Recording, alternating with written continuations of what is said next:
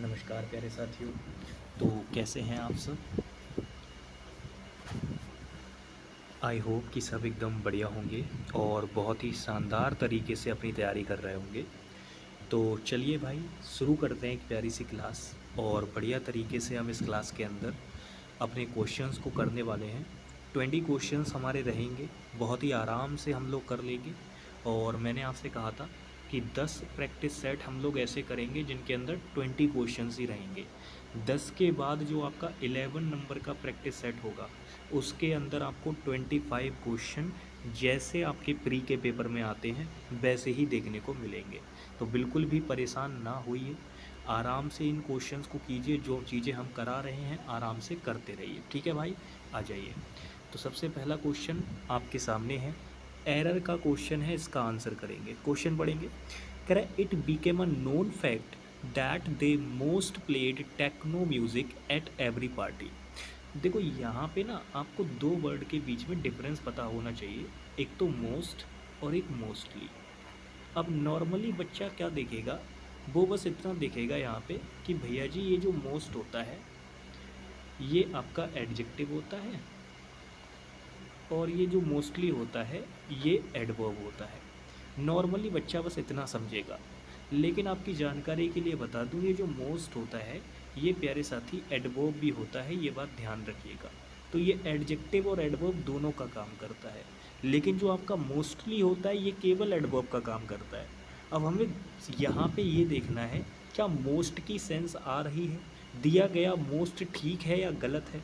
तो मैं आपको यहाँ बता दूँ, इस वाले क्वेश्चन के अंदर ना ये जो मोस्ट लगा रखा है ये गलत है, क्योंकि हमें यहाँ पे इस वाली वर्ब के बारे में इन्फॉर्मेशन बतानी है। हालांकि मोस्ट एडवर्ब का काम कर लेता है बट लेकिन यहाँ ये इसका मीनिंग नहीं करेगा, क्योंकि हमें मीनिंग के अनुसार यहाँ पे जब हम एडवर्ब लगाने आएंगे तो मोस्टली एकदम राइट आंसर बनाएगा। क्यों? क्योंकि मोस्टली का जो मीनिंग होता है ना वो जनरली के सेंस में निकल के आता है और हमें यही वाला मीनिंग यहाँ पे चाहिए। तो इसी वजह से जो आपका आंसर इस क्वेश्चन का बनेगा वो मेरे प्यारे साथी सी वाला ऑप्शन जो है, सॉरी ए वाला ऑप्शन, ये आपका राइट आंसर होगा। बाकी नेक्स्ट क्वेश्चन नंबर 2 पे हम बात करते हैं। इसमें आपको एंटोनियम बताना है एम्पलीफाई का। देखो एम्पलीफाई का मतलब होता है किसी चीज़ को बढ़ा देना, लाइक जैसे वॉल्यूम वगैरह है। अभी वॉल्यूम क्या है, डाउन है, तो आप इसको क्या करते हैं, बिल्कुल अप कर दें। तो किसी चीज़ को ना बढ़ा देना क्या कहलाता है, एम्पलीफाई करना। तो अब इसका एंटोनियम बनाना है, तो जाहिर सी बात है एक तरफ आप किसी चीज़ को बढ़ा रहे थे और उसका एंटोनियम क्या हो जाएगा, उसको कम कर देना, डाउन कर देना। तो यहाँ पे अगर आप देखोगे लेसन आपका एकदम राइट आंसर हो जाएगा। अच्छा, लेसन को ना दो तरीके से लिखा जाता है, एक तो ये वाला लेसन होता है आपका और ये लिखा हुआ है। तो याद रखना ये वाला जो लेसन होता है वो नाउन होता है और ये वाला जो लेसन होता है वो वर्ब होता है। इसका मतलब होता है किसी चीज़ में कमी करना, यानी उसको कम करना। और इस वाले लेसन का मतलब होता है पाठ। पढ़ते हो ना, कहते हैं कौन सा लेसन याद कर रहे हो, वो चीज़ है। तो बी वाला ऑप्शन इसका क्या हो जाएगा, राइट हो जाएगा। बाकी देखो डिसलाइक का मतलब होता है किसी चीज़ से को एक तरीके से नापसंद करना। इन रिच ये बिल्कुल एकदम एम्पल की तरह होता है, यानी अधिकता को ही दिखाता है, तो ये तो बिल्कुल कोई मतलब नहीं।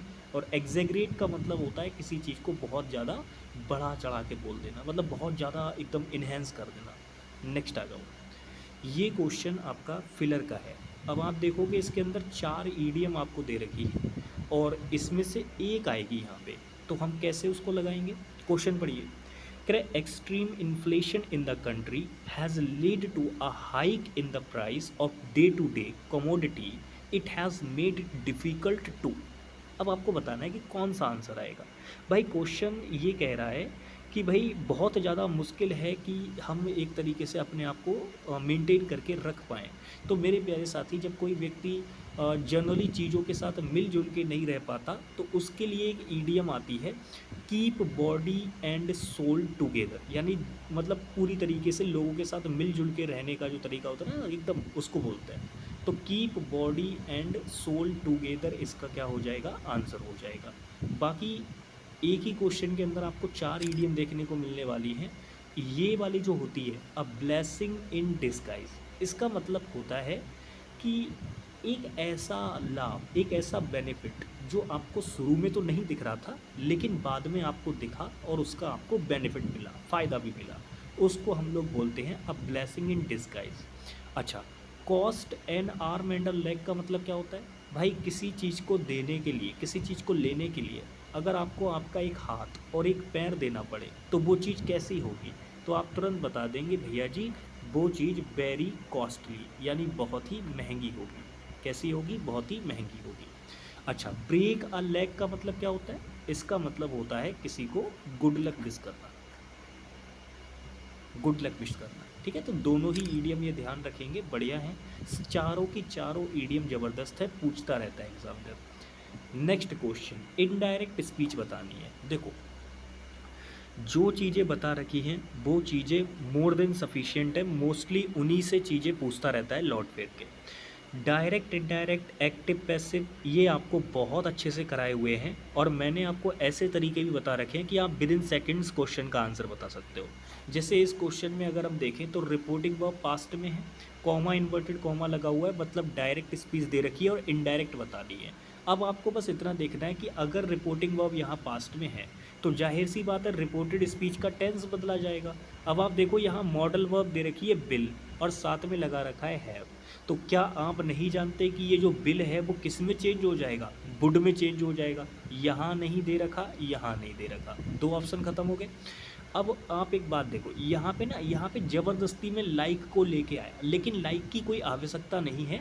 बिल मॉडल वर्ब दे रखी है, उसके बाद हैव डायरेक्ट दे रखा है, तो यहाँ पे हैव को डायरेक्ट हम यूज़ करेंगे, ऐसे टू हैव करके नहीं दे रखा, इन्फिनेटिव में इसको नहीं दे रखा है, तो इन्फिनेटिव में ज़बरदस्ती इसको कन्वर्ट करने की ज़रूरत नहीं है। तो तीन ऑप्शन ख़त्म हो चुके हैं, एक ही ऑप्शन हमारे पास बचा हुआ है, जो बच गया वही हमारा क्या हो जाएगा? आंसर हो जाएगा। तो ये जो तरीके हैं ना, ऑप्शन एलिमिनेशन मेथड, इसको लगाने आप तभी आंसर निकाल पाएंगे जब आपको छोटे छोटे छोटे चैन तरीके से कॉन्सेप्ट को लगाना आता हो। आ जाइए नेक्स्ट क्वेश्चन, ये एक्टिव पैसिव का है, इसका आंसर करेंगे। देखो, क्वेश्चन का आंसर निकालना बहुत ही आसान है, बस आपको क्या करना है, मैंने क्या बताया था, एक्टिव पैसिव वाले क्वेश्चन के अंदर सबसे इम्पॉर्टेंट होता है वर्ब वाले पार्ट को अनलेस करना और उसका आंसर निकालना। अब जैसे ही आप देखोगे यहाँ पे शुड बी रिस्पेक्टेड, तो क्या आपके आंसर में शुड मॉडल वर्ब होना चाहिए? तो आप कहेंगे भैया बिल्कुल होना चाहिए। यहाँ नहीं दे रखा, यहाँ नहीं दे रखा, दो ऑप्शन खत्म। शुड बी रिस्पेक्टेड है तो मॉडल वर्ब क्या आंसर होना चाहिए आपका?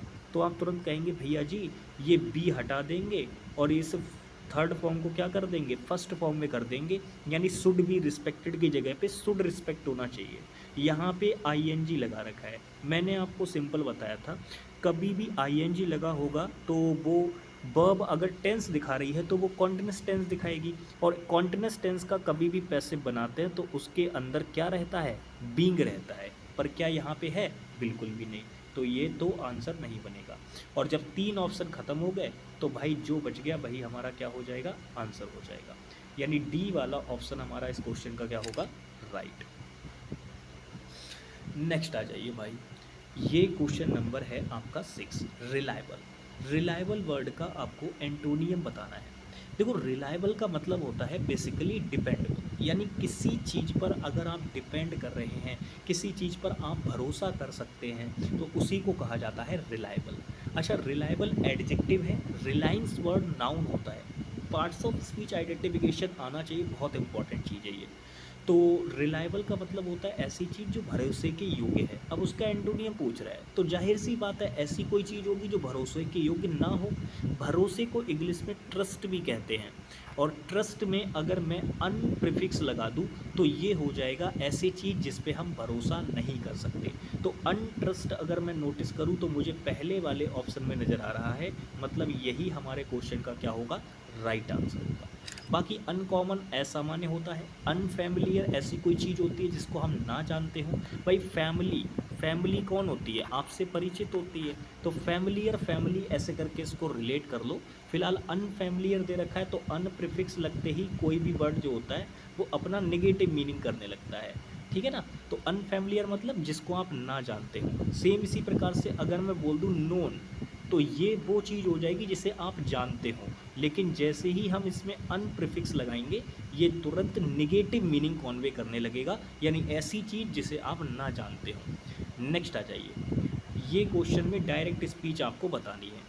देखो अभी ना इस वाले क्वेश्चन के अंदर क्या है कि आपको इनडायरेक्ट दे रखा है और आपको डायरेक्ट बताना है, यानी पूरा प्रोसेस रिवर्स फॉलो करना है। तो आप देखो, अगर यहाँ रिपोर्टिंग वर्ब सेड है तो जाहिर सी बात है ये रिपोर्टेड स्पीच वाला हिस्सा चेंज हुआ होगा, और रिपोर्टेड स्पीच वाले हिस्से में हम सबसे पहले क्या चीज़ देखते हैं, वर्ब वाला पार्ट। तो हमने देखा है कि यहाँ पे कुड मॉडल वर्ब दे रखी है, तो यार जाहिर सी बात है ये कुड मॉडल वर्ब जरूर कैन से मिलकर बनी हो, मोस्ट प्रोबेबली चांसेस हैं ये कैन से मिलकर बनी होगी।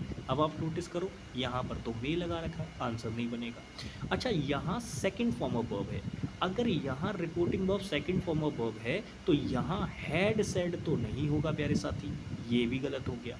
अच्छा यहाँ पे हम प्रेजेंट में भी नहीं रख सकते, क्योंकि मैंने आपको बताया था अगर रिपोर्टिंग वर्ब आपने प्रेजेंट में रख दी तो आप किसी भी केस में रिपोर्टेड स्पीच को चेंज नहीं करेंगे, बट यहाँ पर तो किया गया है। तो प्यारे साथी ये वाला भी आंसर नहीं बनेगा, आपके क्वेश्चन का जो राइट आंसर होगा वो बी ऑप्शन होगा।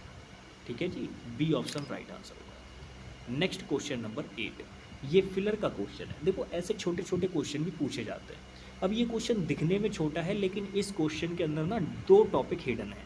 पहला, एक तो होमोफोन और दूसरा एडवर्ब, ये दो टॉपिक से पूछा गया क्वेश्चन है। होमोफोन ऐसा क्योंकि इसमें अगर आप नोटिस करोगे तो क्वाइट दोनों वर्ड दे रखे, लेकिन दोनों में ज़मीन आसमान का अंतर है। हालांकि अगर मैं आपकी जानकारी के लिए बताऊं तो ये टाइडली और फ्यू, ये दो ऑप्शन तो इसका आंसर वैसे ही नहीं हो सकते, क्योंकि आई एम बिज़ी, कई बार हम बोलते हैं ना मैं बहुत बिज़ी, ऐसे बोलते हैं ना हम बहुत बिज़ी हैं। तो प्यारे साथी उसकी स्पेलिंग के लिए हम ऐसे बोल सकते हैं normal, I am very busy, I am so busy, ऐसे बोल सकते हो, कोई दिक्कत वाली बात नहीं। लेकिन ना जब इसको थोड़ा सा इम्प्रेसिव बनाने की कोशिश करता है व्यक्ति, तो वो थोड़ा सा इसमें कुछ यूनिक वर्ड यूज़ करता है, और उस केस में क्वाइट वर्ड को वो यूज़ कर लेता है। अब लेकिन दिक्कत ये है, क्वाइट दो प्रकार का होता है, एक तो QUIT वाला ये वाला क्वाइट, और एक ये वाला। अब दोनों में मैं आपको बताता हूँ, पार्ट्स ऑफ स्पीच के अनुसार तो दोनों ही एडवर्ब हैं, लेकिन डिफरेंस पता है कहाँ आता है, इनके मीनिंग में। ये वाला जो क्वाइट होता है ये किसी चीज़ की बहुत ज़्यादा एक्सेसिवनेस को दिखाता है, यानी अगर कोई चीज़ बहुत ज़्यादा एक्सेस में है तो उसको दिखाने के लिए ये वाला क्वाइट आता है। लेकिन अगर कोई चीज़ एक तरीके से साइलेंट के सेंस में है, जिसे हम कहते हैं, आपने सुना होगा कीप क्वाइट, चुप हो जाओ, तो वो जो चुप होने की सेंस देने के लिए आता है, तो उस समय पे हम ये वाले क्वाइट का यूज़ करेंगे। लेकिन दोनों ही पार्ट्स ऑफ स्पीच के अनुसार क्या होते हैं, एडवर्ब होते हैं, इस चीज़ का विशेष रूप से ध्यान रखना है। तो ज़रा यहाँ पे मुझे बताओ कौन सा आएगा, तो आप कहेंगे भैया जी बिज़ी रहने का सेंस है, तो बिज़ी के सेंस में हमें बहुत का सेंस चाहिए, और बहुत का सेंस देने के लिए हमें एक्सेस का मीनिंग देने वाली जो एडवर्ब है वो लगानी पड़ेगी, इसीलिए आंसर ए ऑप्शन बनेगा। ठीक है ना। पर कई सारे बच्चे भूलवश, उन्हें ये क्वेश्चन आता होगा, लेकिन हो सकता है वो जल्दबाजी के चक्कर में सी वाला ऑप्शन लगा दें, तो ऐसा गलती नहीं करना है। नेक्स्ट क्वेश्चन ग्रामेटिकल एरर का है, इसका आंसर करेंगे। कह रहा है you have said that as he took money from you many times he owes you 5000 rupees all together. Question के अंदर बस आपको ये देखना है कि कैसे करके आप तीनों क्लाउजेस के बीच में रिलेशन बिठा पाएंगे। अगर आप नोटिस करेंगे तो इस वाली क्लाउज के अंदर आपको ना एक पास्ट का ही एक्शन दिया गया है, लेकिन उसको दिखाने के लिए प्रेजेंट का परफेक्ट टेंस यूज़ किया गया है। फिर आगे आप देखोगे यहाँ कंजंक्शन लगा रखा है, फिर आगे आप देखोगे यहाँ कॉमा लगा रखा है, यानी ये कॉमा एक तरीके से क्या कर रहा है, क्लाउजेस को अलग अलग कर रहा है। ठीक है ना। और यहाँ पे तो कंजंक्शन ही लगा रखा है कि रीज़न बताने के लिए कि भाई उसने कई बार पैसे लिए हैं तुमसे, ये वाली बात, तो ये कारण बताने के लिए कंजंक्शन भी लगा रखा है। अब इस क्लाउज में, इस क्वेश्चन में अगर देखोगे तो तीन क्लाउज दे रखी हैं, तीनों क्लाउज में कॉमन क्या बात है, तीनों क्लाउज के अंदर कॉमन बात बस इतनी है कि इनके अंदर जो भी बातचीत चल रही है वो पास्ट की है, यानी एक्शन पास्ट के हैं तीनों के तीनों, लेकिन बस एक काम ये कर दिया कि पहले वाले एक्शन को दिखाने के लिए एग्जामिनर ने प्रेजेंट का टेंस यूज़ कर लिया। अब एक बात बताओ, क्या हमने आपको टेंस चैप्टर में नहीं बताया था कि पास्ट के जो एक्शन होते हैं वो प्यारे साथी दो प्रकार के होते हैं, एक तो फिनिश्ड वाले एक्शन और एक अनफिनिश्ड वाले एक्शन। और हमने आपसे एक बात और कही थी कि जो फिनिश्ड वाले एक्शन होते हैं उनको दिखाने के लिए सेकंड फॉर्म ऑफ वर्ब यानी कि पास्ट के इंडेफिनिट टेंस का यूज़ किया जाता है, और जो अनफिनिश्ड वाले एक्शन होते हैं उनको दिखाने के लिए प्रेजेंट का परफेक्ट टेंस यूज़ किया जाता है। एक बार क्लास उठा के देख लेना फाउंडेशन बैच की, उसमें ये सारी बात बहुत अच्छे से बताई गई है। तो यहाँ पे एक्शन तो तीनों पास्ट की ही हैं, बस उनको दिखाने के लिए क्या किया, इस पहले वाली में उसने प्रेजेंट का परफेक्ट टेंस यूज़ कर लिया। और प्रेजेंट का परफेक्ट सिंपल सा मतलब होता है कि पास्ट की कोई ऐसी घटना जो कि अनफिनिश्ड रह गई हो, मतलब उसका प्रेजेंट पे थोड़ा बहुत इम्पैक्ट हो। समझ पा रहे हो मेरी बात को? तो यहाँ पे पास्ट में ही बात है, और यहाँ पास्ट है तो यहाँ भी देखो सेकंड फॉर्म ऑफ वर्ब लगी हुई है, यहाँ भी पास्ट हो गया। और जब यहाँ पास्ट हो गया तो प्यारे साथी यहाँ पर भी पास्ट होना चाहिए था। टेंस का रिलेशन कॉन्सेप्ट यही कहता है, टेंस का रिलेशन कॉन्सेप्ट यही कहता है। तो ये ओज वर्ब नहीं आएगी, ये गलत हो जाएगी। यहाँ पे इसकी जगह पे हमें क्या करना पड़ेगा, ईडी वाली फॉर्म लगानी पड़ेगी, यानी इसको हटाओ और इसकी जगह पे ये वाली फॉर्म लगा दो। तो कौन से वाले पार्ट में गड़बड़ है भाई, बी वाले पार्ट में, ठीक है ना, बी वाले पार्ट में क्या है, गड़बड़ है। नेक्स्ट क्वेश्चन नंबर 10, इसका आंसर करो भाई। ये है क्वेश्चन नंबर 10। इसमें आपको एंटोनियम बताना है अमेचर, अमेचर वर्ड का। देखो अमेचर का मतलब होता है शौकीन, यानी कोई व्यक्ति जानता नहीं है उतना ज़्यादा उस काम को, लेकिन उसको पसंद है, मज़ा आता है, शौकीन है वो उस काम को करने का। तो उसका एंटोनियम पूछ रहा है। एंटोनियम इसका अगर मैं आपको बताऊं तो मेरे प्यारे साथी वो होता है प्रोफेशनल। प्रोफेशनल भले ही चाहे उसको अपना काम उतना ज़्यादा करने का शौकीन हो या ना हो, प्रोफेशनल है तो वो करेगा ही करेगा। लेकिन अमेचर ऐसा नहीं होता, वो एक इनएक्सपीरियंस्ड पर्सन होता है और शौकीन होता है काम करने का, उसको अमेचर बोलते हैं। तो हमारे क्वेश्चन का राइट आंसर क्या हो जाएगा, डी हो जाएगा। बाकी सेफ तो जानते हो, रसोईया होता है खाना बनाने वाला। असिस्टेंट सहायक होता है। और परफेक्ट था, ये स्पेलिंग मिस्टेक हो गया है, परफेक्ट लिख गया है, परफेक्ट होता है। नेक्स्ट आ जाइए। ये क्वेश्चन अगर हम बात करें तो इसमें इस तरीके के क्वेश्चन आपको एमटीएस में भी देखने को मिलेंगे, सीएचएसएल में भी देखने को मिलेंगे, और कभी कभी सीजीएल में भी पूछ लेता है। अभी ये क्वेश्चन क्या कह रहा है, क्वेश्चन कह रहा है select the grammatically correct sentence from the options given, यानी दिए गए ऑप्शन में से आपको वो वाला ऑप्शन चुनना है जिसके अंदर ग्रामेटिकली करेक्ट सेंटेंस है। तो भाई कैसे चुनेंगे, उसके लिए आपको ग्रामर के नियम पता होने चाहिए। पहली चीज, the troll the boy shared on social media create a big laughter. अब क्वेश्चन में गड़बड़ समझना, द आर्टिकल यहाँ तो ठीक है, लेकिन द बॉय, देखो नॉर्मली अगर देखा जाए तो बॉय से रिलेटेड कोई भी ऐसी बात आगे नहीं कही गई है जो कि ये बात निश्चित कर दे कि हम जिस लड़के की बात कर रहे हैं वो यही है। यानी लड़का यहाँ डेफिनेट नहीं है, और जब लड़का डेफिनेट नहीं है, जो कि हमें इस क्वेश्चन में यहाँ पे नाउन दे रखा है, तो प्यारे साथी उसके लिए मैं डेफिनेट आर्टिकल द कैसे लगा सकता हूँ भाई, जब वो नाउन ही डेफिनेट नहीं है तो मैं उसके लिए द आर्टिकल कैसे लगा सकता हूँ। समझ पा रहे हो मेरी बातों को? तो इसी वजह से यहाँ पे ये वाला ऑप्शन खत्म हो गया।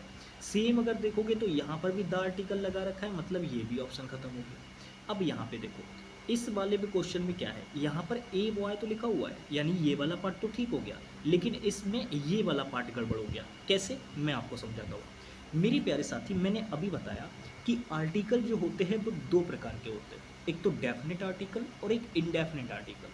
डेफिनेट आर्टिकल बेसिकली आप तब यूज़ करते हो जब कोई ना कोई सेंटेंस के अंदर, स्टेटमेंट के अंदर ऐसी बात कही जाए जो उस पॉइंट को, उस चीज़ को एक इंट्रोडक्शन दे दे कि हम इस चीज़ की ही बात कर रहे हैं, यहाँ पे उसके बारे में कुछ इन्फॉर्मेशन दे दे, जिससे वो चीज़ क्या होती है, डेफिनेट बन जाती है। अब जैसे यहाँ पे पता है क्या है, ये ट्रोल जिसकी ये बात कर रहे हैं उसके बारे में यहाँ इन्फॉर्मेशन दी गई है कि एक ट्रोल जो कि एक लड़के ने शेयर किया है सोशल मीडिया पर। तो मेरे प्यारे साथी, ट्रोल के बारे में ऑलरेडी इन्फॉर्मेशन दी गई है, और ट्रोल के बारे में जब इन्फॉर्मेशन दी गई है, उसके बारे में बताया गया है, तो वो तो डेफिनेट हो गया, और डेफिनेट हो गया तो उसके लिए हमें द आर्टिकल लगाना पड़ेगा। इसी वजह से ये वाला ऑप्शन भी ख़त्म हो गया था, और जब 3 ऑप्शन ख़त्म हो गए थे तो जो बच गया वही हमारा क्या हो जाएगा, राइट आंसर हो जाएगा। अब याद रखना, इस तरीके के क्वेश्चन पूछने का एग्जामिनर का मेन मोटिव होता है आपका टाइम कंज्यूम करवाना। वो जानता है कि बच्चा अगर थोड़ा सा टाइम दे देगा तो ठीक कर देगा क्वेश्चन, तो टाइम कंज्यूम करवाना एग्जामिनर का मकसद रहता है ऐसे क्वेश्चन के अंदर। नेक्स्ट, ये एक ईडियम दे रखी है, इस ईडियम का मीनिंग आपको बताना है। गोज हार्ड विथ, क्या मतलब होता है इसका? देखो, अगर इस ईडियम को ना आप याद रखना चाहते हो तो आप नॉर्मली बस इस हार्ड वर्ड से इसको याद रख लो। भाई हार्ड का मतलब क्या होता है, कठिन। तो कठिन काम करना बेसिकली, अगर कोई व्यक्ति परेशानियों में फंस जाता है, मुसीबतों का सामना करता है, तो उसके लिए बोला जाता है गो हार्ड विथ, ठीक है। तो टू बी डिफ़िकल्ट, यानी कोई चीज़ अगर बहुत मुश्किल है तो उसके लिए ये वर्ड आपका यूज़ किया जाता है, ये ईडियम यूज़ की जाती है। नेक्स्ट, क्वेश्चन नंबर 30, ये डायरेक्ट स्पीच आपको बतानी है, हालांकि इनडायरेक्ट दिया गया है, ऑप्शन में से आपको डायरेक्ट चुनना है। क्वेश्चन इसी तरीके से बनेगा, या तो वो कहेगा कि भाई डायरेक्ट दे के इनडायरेक्ट पूछ लेगा, या इनडायरेक्ट दे के डायरेक्ट पूछ लेगा। अब इस क्वेश्चन में इनडायरेक्ट दे रखा है, डायरेक्ट पूछ रहा है, तो आप ये देखो, सी सैड, सैड यानी रिपोर्टिंग वर्ब पास्ट में है, पास्ट में है तो जाहिर सी बात है ये वाला जो पार्ट है इसका रिपोर्टेड स्पीच वाला, ये चेंज हुआ होगा। और अगर ये चेंज हुआ है तो आप मुझे बताइए वॉज सीइंग कब पॉसिबल है, कब ये हो सकता है? तो आप मुझे तुरंत बताएंगे भैया जी इसके पॉसिबल होने के चांसेस ये तभी हैं जब डायरेक्ट के अंदर रिपोर्टेड स्पीच में क्या रहा हो, प्रेजेंट का कॉन्टिन्यूस रहा हो, प्रेजेंट का कॉन्टिन्यूस रहा हो, तभी तो ये पास्ट का कॉन्टिन्यूस बनेगा। क्योंकि हम क्या बताए थे, जब रिपोर्टिंग वर्ब आपकी पास्ट में होती है और रिपोर्टेड स्पीच का टेंस ऐसे केस में प्रेजेंट के किसी भी टेंस में हो, तो जब हम उसको इनडायरेक्ट में बदलते हैं तो बस कुछ नहीं करना होता, जो प्रेजेंट का टेंस होता है उसका पास्ट कर देना होता है। तो अगर ये पास्ट कॉन्टिन्यूस है तो जाहिर सी बात है ये डायरेक्ट स्पीच में क्या रहा होगा, प्रेजेंट कॉन्टिन्यूस। तो बस प्रेजेंट कॉन्टिन्यूस वाला ढूंढ दो, आंसर आ जाएगा। यहाँ पे तो पास्ट ही दे रखा है, नहीं बनेगा। यहाँ फ्यूचर दे रखा है, नहीं बनेगा। यहाँ शुड मॉडल वर्ब लगा रखी है, नहीं चलेगा काम। एक ही जगह पर अगर आप नोटिस करोगे तो प्रेजेंट कॉन्टिन्यूस नज़र आ रहा है बी वाले ऑप्शन में, तो यही क्या हो जाएगा, राइट आंसर हो जाएगा। नेक्स्ट क्वेश्चन, ये क्वेश्चन बढ़िया है, और ये इस तरीके का क्वेश्चन है कि जब ये पूछा गया तो बच्चे इस पर फंस गए थोड़ा सा। क्वेश्चन पढ़िए, कह रहे Vishnu and his friends were listening to the radio all morning, कि भाई विष्णु और जो उसके फ्रेंड थे वो पूरा दिन रेडियो सुनते रहते थे, कुछ इस प्रकार से वो बोलना चाह रहे हैं। तो मेरे प्यारे साथी इस क्वेश्चन में कोई गड़बड़ नहीं है, ये क्वेश्चन नो एरर है, this question is no error. इस क्वेश्चन में कोई गड़बड़ नहीं है, there is no error in this question, कोई गड़बड़ नहीं है। क्यों? क्योंकि भाई चेक करो, देखो विष्णु एंड हिज फ्रेंड्स, तो प्लूरल हो गया, प्लूरल हो गया तो प्लूरल वर्ब लगा रखी है। मैंने बताया था बी की फॉर्म के बाद आप थर्ड फॉर्म या आईएनजी वाली लगा सकते हैं। थर्ड फॉर्म लगाएंगे तो पैसिव सेंस हो जाएगी, और आईएनजी वाली लगाएंगे तो कॉन्टिन्यूअस टेंस बन जाएगा। यहाँ कॉन्टिन्यूअस टेंस दे रखा है। भाई क्या चीज़ सुनते थे, रेडियो सुनते थे, तो यहाँ पे चूंकि लिसन वर्ब जो होती है वो इंट्रांजिटिव होती है, तो सीधा डायरेक्ट ऑब्जेक्ट लगा नहीं सकते, तो प्रैपो के साथ में लगा दिया हमने। फिर वही उसने आगे सब टाइम भी ऐड कर रखा है कि कब, पूरा का पूरा दिन, मतलब सब सारा दिन जो है रेडियो सुनते रहते थे। तो कोई दिक्कत वाली बात नहीं है, पूरा क्वेश्चन एकदम ठीक है, इसमें ऐसा एक भी पॉइंट मेंशन नहीं है जहाँ गलती दे रखी है, एकदम परफेक्ट है सारी चीज़ें। नेक्स्ट क्वेश्चन, इसमें आपको इनडायरेक्ट स्पीच बतानी है इसकी। क्वेश्चन पढ़ो, कह रहा है Raju said to Regu stay back. तो क्वेश्चन के अंदर अगर आप देखोगे तो ये एक प्रकार से ना ये इम्परेटिव सेंटेंस आपको दे रखा है और उसको डायरेक्ट से इनडायरेक्ट में बनाना है। तो भाई हम तो जानते हैं कि इम्परेटिव सेंटेंस में आपसे ऑर्डर किया जाता है, रिक्वेस्ट होती है, प्रे होती है, ये सारी चीज़ें, तो यहाँ पे ऑर्डर ही किया जा रहा है। अब आप ये देखो, जब ये पास्ट है तो प्यारे साथी प्रेजेंट तो बिल्कुल नहीं हो सकता, यहाँ पर प्रेजेंट दे रखा है, आंसर नहीं हो सकता, यहाँ भी प्रेजेंट दे रखा है, आंसर नहीं हो सकता, क्योंकि पास्ट है तो जाहिर सी बात है जब आप इसको इनडायरेक्ट में बदलेंगे तब भी रहेगा, तो ये तो पास्ट में ही रहेगा, रिपोर्टिंग वर्ब तो चेंज होगी नहीं ऐसे, ठीक है ना। तो यहाँ पे ये हो गया। बाकी देखो यहाँ ये कर दिया कि इसमें भी टेंस चेंज कर दिया। भाई रिपोर्टिंग वर्ब का टेंस चेंज नहीं होता है, रिपोर्टिंग वर्ब वैसे चेंज होती है कि सेड का टोल्ड हो गया, से का टेल हो गया, वो चीज़ें होती हैं, लेकिन टेंस नहीं बदलते रिपोर्टिंग वर्ब का। रिपोर्टिंग वर्ब को देख के रिपोर्टेड स्पीच का टेंस बदलते हैं। तो यहाँ पे ये तीनों में गड़बड़ कर रखी है, इसी वजह से आपका क्वेश्चन का जो आंसर होगा वो सी वाला ऑप्शन होगा। Next question, question number 16। यहाँ पे एंटोनियम बताना है एडमायरेशन वर्ड का। देखो एडमायर करना, एडमायरेशन नाउन होता है, एडमायर आपकी वर्ब होती है, जिसका मतलब होता है किसी की प्रशंसा करना। और किसी की प्रशंसा करना, उसका एंटोनियम क्या हो जाएगा, किसी की बेइज्जती करना। तो कंटेम्प्ट करना एकदम राइट आंसर हो जाएगा। एक तरफ आप किसी की प्रशंसा कर रहे हैं, अच्छा चाह रहे हैं किसी का, और एक तरफ आप किसी का बुरा चाह रहे हैं, घृणा कर रहे हैं उससे। तो कंटेम्प्ट आपका इसका क्या हो जाएगा, अपमान करना बेसिकली इसका राइट आंसर हो जाएगा। बाकी अकम्पलिस प्राप्त करने से रिलेटेड होता है, डिमिनिश किसी चीज़ में कमी करने के सेंस में होता है, डिम उससे रिलेट कर लो इसको। और कॉग्निजेंस बेसिकली एक प्रकार से किसी चीज़ को लेके प्रतिक्रिया देने से रिलेटेड रहता है कॉग्निजेंस, यानी किसी चीज़ को संज्ञान में लेना, आकलन करना किसी चीज़ का, वो सारी चीज़ें रहती हैं। नेक्स्ट क्वेश्चन, ये बढ़िया क्वेश्चन है, इसका आंसर करें। कह रहे online shopping refers to purchasing goods available on the world wide web, you have different website which have a huge desk of products that you can choose from. तो उनके पास ऐसा क्या होता है प्यारे साथी, जरा उसका आंसर करेंगे, क्या होता है ऐसी चीज़। देखो यहाँ पे अगर हम बात करें, उनके पास ना एक असॉर्टमेंट होता है, ठीक है, वो चीज़ होती है। अच्छा असेट्स क्या होता है, जो असेट्स होता है ये बेसिकली किसी चीज़ का एक तरीके से हम कहते हैं ना, हिंदी में उसके लिए वर्ड आता है, किसी चीज़ का अनुमान लगाना, बेसिकली आकलन करना, कैलकुलेट करना किसी चीज़ को, उसको एसेस करना बोलते हैं। अच्छा असॉर्टमेंट एकदम इसका राइट आंसर हो जाएगा। अप्रेजल तो बेसिकली प्रशंसा करने के सेंस में आता है। असाइनमेंट आप जानते हैं, फिलहाल इसका जो आंसर होगा वो असॉर्टमेंट होगा, बी वाला ऑप्शन। बी वाला ऑप्शन इसका क्या हो जाएगा, राइट आंसर हो जाएगा, huge assortment of products. Next question, ये क्वेश्चन में आपको बताना है एक्टिव पैसिव वॉइस। भाई एक्टिव पैसिव वॉइस के क्वेश्चन आते हैं, अच्छे खासे आते हैं, ठीक है। जिन एग्ज़ाम्स में इंग्लिश अच्छी खासी पूछी जाती है उनमें तो काफ़ी पूछता है, ठीक है। तो करो इसका आंसर। अब इस वाले क्वेश्चन में अगर आप देखोगे तो मैंने क्या कहा था, मैंने कहा था डायरेक्ट, इनडायरेक्ट और एक्टिव पैसिव, इनमें वर्ब वाले पार्ट को ज़्यादा देखा करो। अब जैसे ही आप देखोगे तो यहाँ पे बी की फॉर्म दे रखी है और आगे थर्ड फॉर्म दे रखी है, तो आर संग दे रखा है, तो आप तुरंत समझो इज़ आर एम के बाद थर्ड फॉर्म आती है तो वो पैसिव किसका बनता है, तो आप तुरंत बता देंगे भैया जी वो पैसिव बनता है प्रेजेंट के पर आपका इंडेफिनिट का। तो प्रेजेंट का इंडेफिनिट आंसर के अंदर होना चाहिए, देख के बताओ कहाँ दे रखा है। यहाँ पर तो बीन लगा रखा है, नहीं बनेगा। यहाँ पर अगर आप देखोगे हैज़ दे रखा है, नहीं बनेगा भाई।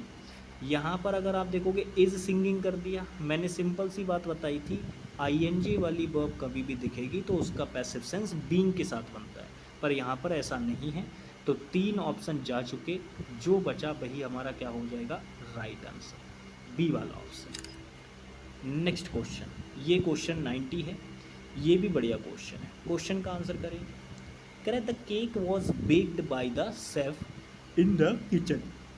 अब इस वाले क्वेश्चन में अगर हम देखें तो ये पैसिव सेंस दे रखा है, हमको उसका एक्टिव बताना है। तो फिर से वही वर्ब वाला पार्ट देखो, सिर्फ यहाँ पे वॉज बेक्ड दे रखा है, पिछले वाले में इज़ दे रखा था, इस वाले में वॉज दे रखा है। अगर ये वो सॉरी पिछले वाले में आर दे रखा था, इसमें वॉज दे रखा है। अगर वॉज दे रखा है तो वॉज के साथ में जब हम थर्ड फॉर्म लगाते हैं तो ये किस चीज़ का पैसिव बनता है, तो आपको याद होगा मैंने बता रखा है कि ये पास्ट इंडेफिनिट का पैसिव बनता है, और पास्ट इंडेफिनिट का मतलब होता है सेकंड फॉर्म ऑफ वर्ब।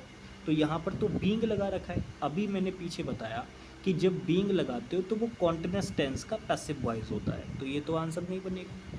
अच्छा यहाँ पे बेकिंग आईएनजी वाली फॉर्म, तो भैया पैसिव चाहिए तो ये हमें आईएनजी वाली फॉर्म लगाएंगे तो बीइंग होना चाहिए था ऊपर, वो तो नहीं है, तो ये भी नहीं बनेगा। अच्छा यहाँ पे बीइंग लगा रखा है देखो, तो बीइंग पैसिव सेंस की ज़रूरत होती तब ना, लेकिन यहाँ पर तो हमें एक्टिव चाहिए, और देखो यहाँ प्रेजेंट है और यहाँ पास्ट है, तो टेंस तो चेंज होता ही नहीं ना एक्टिव पैसिव में, तो ये वाला ऑप्शन भी ख़त्म हो गया। केवल एक ही ऑप्शन बचा हुआ है बी वाला, जो कि हमारा क्या हो जाएगा, राइट आंसर हो जाएगा। नेक्स्ट और लास्ट क्वेश्चन, क्वेश्चन नंबर 20, इसका आंसर करेंगे। ये क्वेश्चन भी बढ़िया है, इसमें आपको ना हिंद वर्ड का क्या बताना है, हिंद वर्ड का सिनोनियम बताना है। देखिए भाई, हिंद बर्ड का आपको सिनोनियम बताना है। तो हिंद बर्ड का पहले मैं अगर आपको मीनिंग बताऊं तो इसका मीनिंग होता है पिछला। अब इसको याद करने के लिए ना एक सिंपल सा तरीका बता रहा हूँ। आप इसको ऐसे याद कर लो, जब भी कोई व्यक्ति जय हिंद बोलता है तो सारे लोग उसके पीछे से उस चीज़ को रिपीट करते हैं, जय हिंद। तो आप इस हिंद वर्ड से इसको रिलेट कर पाओगे कि भाई जब भी कोई जय हिंद बोलते हैं तो सारे लोग उसके पीछे से बोलते हैं जय हिंद। तो हिंद वर्ड का मतलब ही यही होता है पिछला। तो हमारे क्वेश्चन में सिनोनियम पूछा है, इसीलिए इसका आंसर क्या हो जाएगा, रियल हो जाएगा। बाकी जो फॉरवर्ड होता है ये आगे के सेंस में आता है, फॉरवर्ड जिसे बोलते हैं, ठीक है, आगे के सेंस में आता है। वेंट्रल जो रिलेट करता है ये आपका स्टोमक से रिलेट करता है, स्टोमक से रिलेट करता है। और एंटीरियर जो होता है ये प्यारे साथी अग्रिम से रिलेट करता है, जो आगे आने वाली चीज़ें होती हैं उनके लिए होता है। तो फिलहाल हमारे क्वेश्चन में जब एंटोनियम पूछता इसका तो हम फॉर लगाते, लेकिन सिनोनियम पूछा हुआ है तो रियल लगाएंगे। बाकी आज की क्लास में बस इतना ही है। मिलते हैं आप लोगों से नेक्स्ट क्लास में, तब तक के लिए बाय बाय, टेक केयर, जय हिंद प्यारे भाई।